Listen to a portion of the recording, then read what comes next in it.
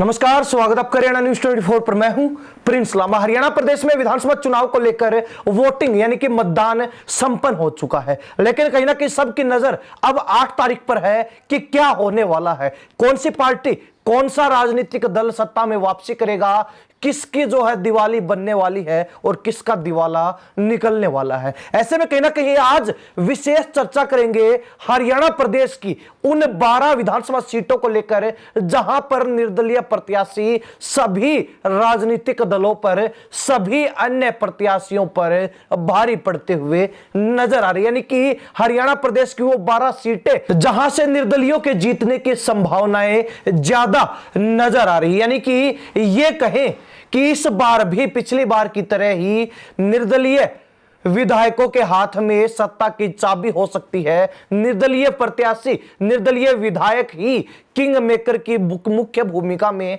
हो सकते हैं, तो गलत नहीं होगा। अब कहीं ना कहीं विस्तार से चर्चा करेंगे कि आखिर हरियाणा प्रदेश की 90 विधानसभा सीटों में से वो कौन सी 12 विधानसभा सीटें हैं, वो कौन से 12 हलके हैं जहां पर निर्दलीय प्रत्याशी सरकार से लेकर विपक्ष तक पर भारी पड़ते हुए नजर आ रहे हैं। इसी कड़ी में सबसे पहली सीट है अंबाला कैंट, जहां पर भाजपा से प्रत्याशी हैं अनिल विज, तो वहीं कांग्रेस ने यहां पर परविंदर सिंह परी के ऊपर भरोसा जताया है। हालांकि इसी कड़ी में जो यहां से सबसे प्रबल दावेदार कांग्रेस की टिकट की थी चित्रा सरवारा, उनका फिर जो है दूसरी बार कांग्रेस ने टिकट काट दिया और कहीं ना कहीं वो उन्होंने भी दूसरी बार बगावत करते हुए, बागी होते हुए निर्दलीय चुनाव की ताल ठोक दी। निर्दलीय चुनाव भी लड़ा और अब माना जा रहा है कि अंबाला कैंट सीट के ऊपर चित्रा सरवारा कांग्रेस को तो बड़ा नुकसान पहुंचा ही रही है, वहीं उनकी सीधी फाइट अनिल विज से, यानी कि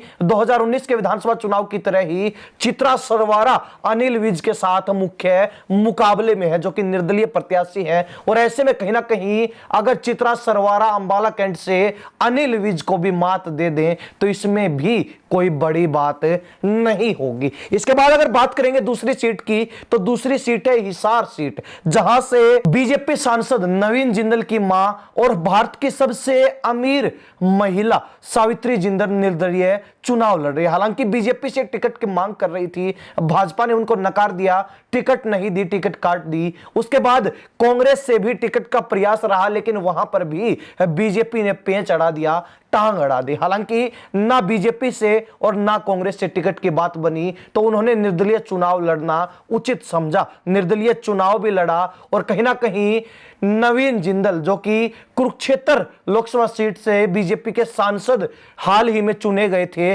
उनकी माता सावित्री जिंदल हिसार सीट के ऊपर बीजेपी को सीधा सीधा नुकसान पहुंचा रही हैं। यानी कि सावित्री जिंदल के निर्दलीय चुनाव लड़ने से सीधा सीधा नुकसान बीजेपी प्रत्याशी और मंत्री रहे कमल गुप्ता को हो रहा है। यही नहीं बल्कि भाजपा से मेयर रहे गौतम सरदाना, तो साथ ही बीजेपी के उपाध्यक्ष रहे तरुण जैन भी सीधे सीधे तौर पर कमल गुप्ता को ही डेंट दे रहे हैं, कमल गुप्ता को बड़ा नुकसान पहुंचा रहे हैं, बड़ी चोट मारने का काम कर रहे हैं। तो ऐसे में कहीं ना कहीं हिसार विधानसभा सीट के ऊपर सावित्री जिंदल, जो कि निर्दलीय प्रत्याशी रही हैं, वो जीत के मुहाने पर खड़ी हैं। अब क्या होगा क्या नहीं होगा वो 8 तारीख को पता चल पाएगा। इसके बाद बात करेंगे गुरुग्राम सीट की, जो कि एक शहरी सीट है, यानी कि गुरुग्राम पिछले लंबे समय से बीजेपी का गढ़ रहा है। अब कहीं ना कहीं उस सीट के ऊपर भाजपा ने इस बार प्रत्याशी को बदलते हुए ब्राह्मण कार्ड खेला और बीजेपी ने गुरुग्राम से मुकेश शर्मा को चुनावी मैदान में उतारा।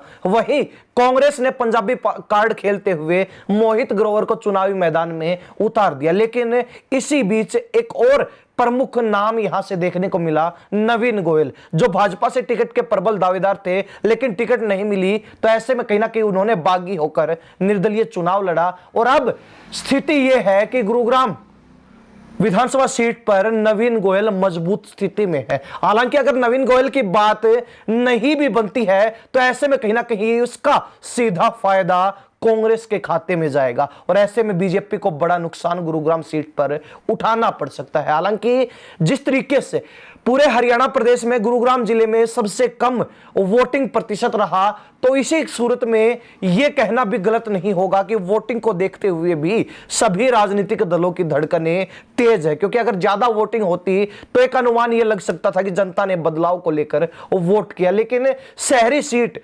जिनको बीजेपी का गढ़ माना जाता है, वहां पर कम वोटिंग होना और उसके बाद बीजेपी के नेताओं द्वारा बागी होकर निर्दलीय चुनाव लड़ना भी बीजेपी को बड़ा नुकसान पहुंचा रहा है। ऐसे में गुरुग्राम सीट भी एक मजबूत निर्दलीय विधायक की सीट हो सकती है, यह कहा जा रहा है। अब बात करें अगली सीट की, वो गन्नौर है। गन्नौर में जहां कांग्रेस ने अपने पूर्व मंत्री कुलदीप शर्मा को चुनावी मैदान में उतारा, तो वहीं बीजेपी ने प्रमुख टिकट के दावेदार, प्रबल दावेदार देवेंद्र कादियान की टिकट को काटते हुए देवेंद्र कौशिक को चुनावी मैदान में उतार दिया। हालांकि इस बात से देवेंद्र कादियान आहत भी हुए और उन्होंने निर्दलीय चुनावी मैदान में उतरना सही समझा। चुनावी मैदान में उतरे और ऐसे में कहीं ना कहीं अब देवेंद्र कादियान सभी राजनीतिक दलों को कहीं ना कहीं काटने का काम गन्नौर सीट के ऊपर कर रहे हैं, मजबूत स्थिति में भी है। इसके बाद अगर बात करें गोहाना सीट की, तो यहां पर बीजेपी ने अपने पूर्व सांसद रोहतक लोकसभा से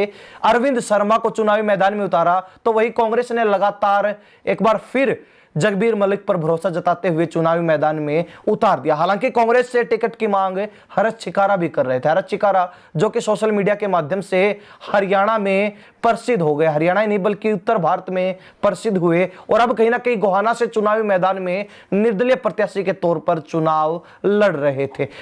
कांग्रेस से टिकट नहीं मिली, तो ऐसे में कहीं ना कहीं हरत छिकारा का निर्दलीय चुनाव लड़ना कांग्रेस को बड़ा नुकसान पहुंचा रहा है। और ऐसे में कहीं ना कहीं यह कहना भी गलत नहीं होगा कि हरत छिकारा के कारण या तो भाजपा को बड़ा फायदा मिल सकता है या फिर हरत छिकारा बीजेपी और कांग्रेस दोनों ही पार्टियों को बड़ा झटका गोहाना सीट के ऊपर दे सकते हैं। आगे बात करें कलायत विधानसभा सीट की, जहां से कांग्रेस ने अपने हिसार से वर्तमान सांसद जयप्रकाश के बेटे विकास सहारण को टिकट दी, तो वहीं बीजेपी ने कमलेश ढांडा के ऊपर एक बार फिर भरोसा जताया। बात की जाए इनेलो की, तो यहां से इनेलो बीएसपी गठबंधन के कैंडिडेट रामपाल माजरा रहे हैं। ऐसे में कहीं ना कहीं इन प्रमुख चेहरों के बीच एक और नाम उस समय जुड़ गया जब अनीता ढुल की कांग्रेस ने टिकट काटी और उन्होंने निर्दलीय चुनाव लड़ने का फैसला लिया। हालांकि अब माना जा रहा है कि अनीता ढुल जो कि महिला प्रत्याशी थी, वो सभी नेताओं को, सभी राजनीतिक दलों को कड़ा मुकाबला, कड़ी टक्कर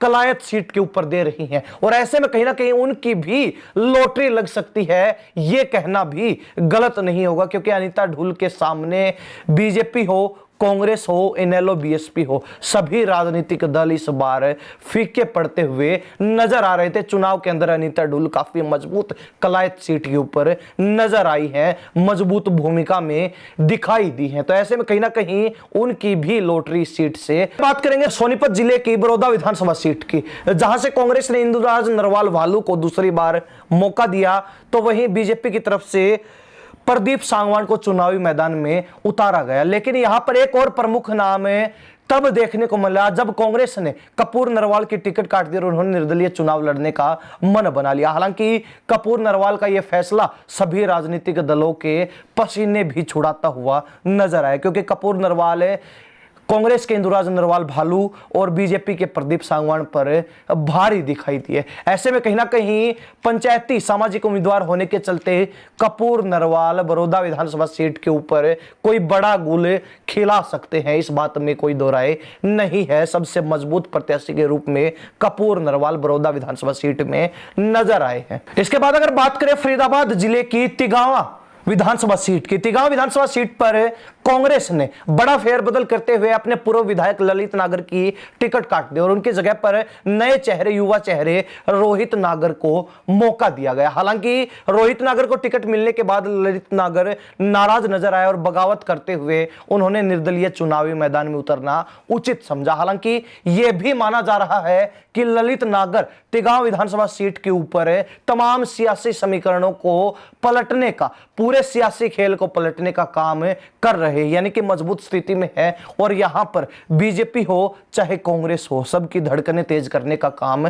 कर रहे हैं। इसके बाद अगर बात करें बल्लभगढ़ विधानसभा सीट की, तो यहां पर भी कांग्रेस ने अपनी पूर्व विधायक और मजबूत महिला नेत्री शारदा राठौड़ की टिकट काट दी और उनकी जगह पर युवा महिला नेत्री पराग शर्मा को मौका दिया गया। हालांकि शारदा राठौड़ के निर्दलीय चुनावी मैदान में उतरने से कांग्रेस को नुकसान तो हुआ ही, वहीं वो सीधे तौर पर बीजेपी प्रत्याशी मूलचंद शर्मा के साथ सीधे मुकाबले में आ गए और उसका नुकसान कहीं ना कहीं मूलचंद शर्मा को भी देखने को मिला है। अब शारदा राठौड़ भी बल्लभगढ़ विधानसभा सीट के ऊपर एक मजबूत स्थिति में, हालांकि टिकट कटने के बाद लोगों की सिंपैथी भी उनके साथ जुड़ी और कहीं ना कहीं सहानुभूति के तौर पर शारदा राठौड़ और भी मजबूत स्थिति में बल्लभगढ़ विधानसभा सीट में आ गई। इसके बाद अगर बात करें भिवानी जिले की बवानीखेड़ा रिजर्व सीट की, यहां पर कांग्रेस ने तमाम अपने टिकट के दावेदारों को नजरअंदाज करते हुए बाहरी प्रत्याशी को चुनावी मैदान में उतार दिया, यानी कि प्रदीप नरवाल,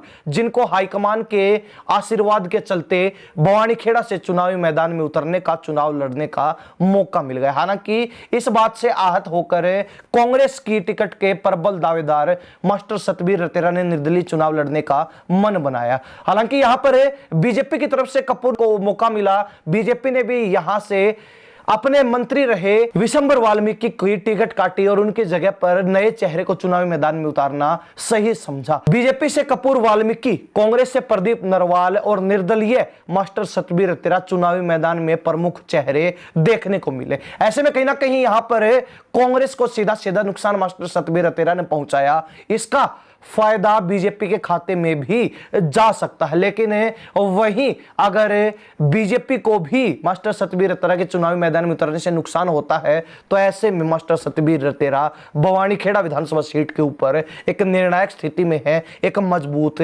स्थिति में है। इसके बाद अगर बात की जाए अंतिम और 12वीं विधानसभा सीट की, जो कि निर्दलीय प्रत्याशी के तौर पर मजबूत सीट मानी जा रही है, वो है पृथला विधानसभा सीट, जहां से बीजेपी डागर की टिकट काटने का काम किया। हालांकि दीपक डागर इसके बाद आहत नजर आए, गुस्से में नजर आए और निर्दलीय चुनावी मैदान में उतर गए। हालांकि निर्दलीय चुनावी मैदान में उतरने से यहां पर कांग्रेस के रघुवीर और बीजेपी प्रत्याशी टेकचंद शर्मा को बड़ा नुकसान उठाना पड़ा है, क्योंकि विधायक होने के चलते दीपक डागर भी पृथला विधानसभा सीट के ऊपर मजबूत स्थिति में थे और ऐसे में दीपक डागर के निर्दलीय चुनावी मैदान में उतरने से बीजेपी और कांग्रेस को सीधा सीधा नुकसान पहुंचा है। अब इसका फायदा दीपक डागर के खाते में जाएगा, इस बात में कोई दो राय नहीं, लेकिन दीपक डागर वास्तव में ही जीतने की स्थिति में है या फिर नहीं, ये 8 तारीख को मालूम हो पाएगा। अब आपको चलते चलते एक बार फिर बता दें, वो 12 विधानसभा सीटें जो निर्दलीय प्रत्याशी के तौर पर मजबूत नजर आ रही, यानी कि जिन सीटों पर